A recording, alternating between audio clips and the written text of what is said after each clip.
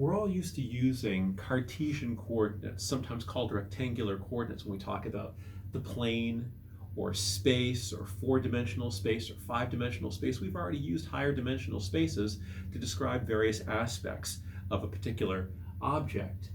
And we know that, say, in the plane, we often assign an x-axis and a y-axis, an x-coordinate and a y-coordinate.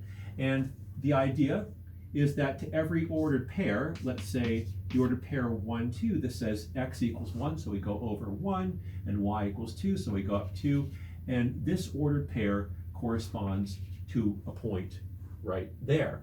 And this was René Descartes' brilliant idea that we could make an association with a geometric object like a plane and an algebraic object like a collection of ordered pairs of numbers. And when you do this, then you can say, well, let's say I have something like x equals y. That's an algebraic equation. Well, that's just the line, as you know, y equals x, which goes uphill at 45 degrees through the origin. All this, which you studied in an algebra class in middle school and high school. Now, the x-axis right here is nothing more than the line y equals 0. Every single point on the axis has y coordinate equals 0. So if I'm looking for the line y equals 0, that gives me the x-axis. And the y-axis, of course, is x equals 0. And again, to any ordered pair, I can associate a point. To any point, I can associate an ordered pair, and we have this standard Cartesian coordinate system. Let's say instead of specifying an x and a y coordinate, I specify something like this. Let's say that x plus y equals 2, and x minus y equals, let's say negative 2. X plus y equals 2, and x minus y equals negative 2. Now, of course, I have two equations here and two unknowns. I can solve that for x and y. We know how to do that. You've been doing this since your algebra classes in high school. Let's say we take this equation and this equation and we add them. Then I end up with 2x equals 0, so x equals 0. Once I know that x equals 0, I know that y equals 2. So x equals 0, y equals 2. That point where x plus y equals 2 and x minus y equals negative 2 is right here on the y-axis. But I want to think about this a little bit differently. Let's say I denote capital X to be x plus y and capital Y to be x minus y.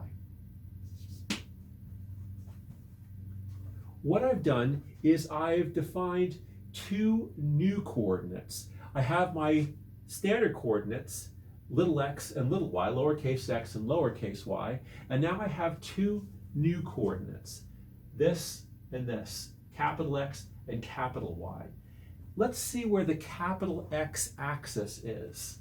So the capital X axis, we know that the lowercase x axis is where y equals 0. So let's figure out where the capital X axis is. This is where capital Y equals 0. In other words, where x minus y equals 0.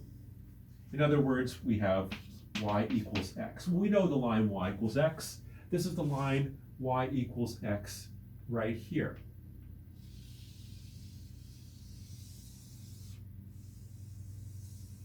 And I am going to call this the capital X axis. Everywhere on this line where the x coordinate and the y coordinate are equal, capital Y is equal to 0. Because if the x coordinate and the y coordinate are equal, if you subtract one from the other, you get 0. So I'm going to call that the capital X axis. Hopefully this X looks sufficiently different from this little x over here. Let's find the capital Y axis.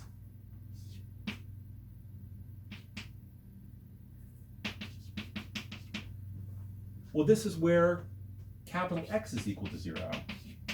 In other words, where x plus y is equal to 0, because capital X is x plus y. In other words, y equals negative x. Well, y equals negative x is this line right here.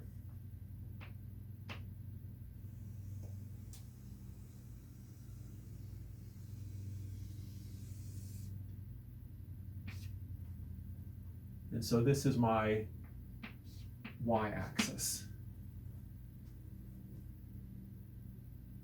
Now, let's see what I originally did. I looked at the point where x plus y equals 2. I went 2 units over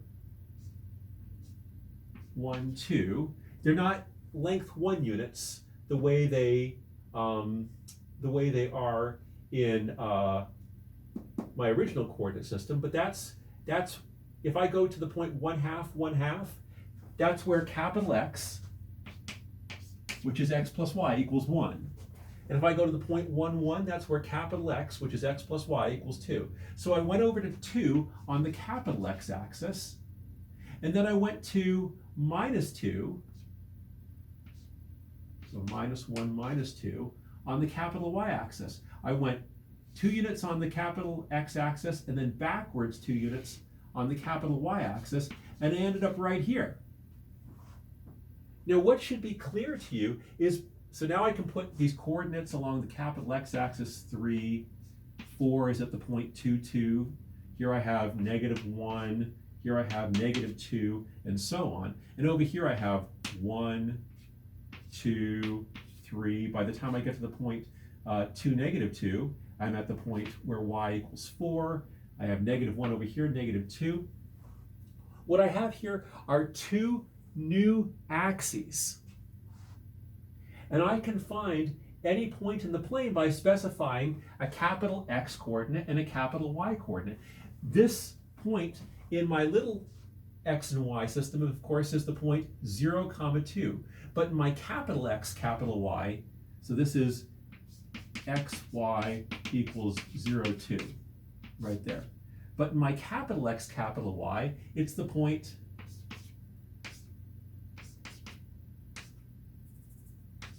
that same point is capital X equals 2, capital Y, this is capital Y, equals -2. Go over 2 units on the x-axis and backwards 2 units on the y-axis. And what should be clear to you is by specifying a capital X and a capital Y, I can get to any point in the plane. It's like my original X and Y give you one map of the plane. My capital X and capital Y give you another map of the plane. And I can go back and forth between the lowercase x and y coordinate system and the uppercase x and y coordinate system. Now I want you to think about what this might have to do with what we've been talking about recently, which is choosing important variables to describe our output function.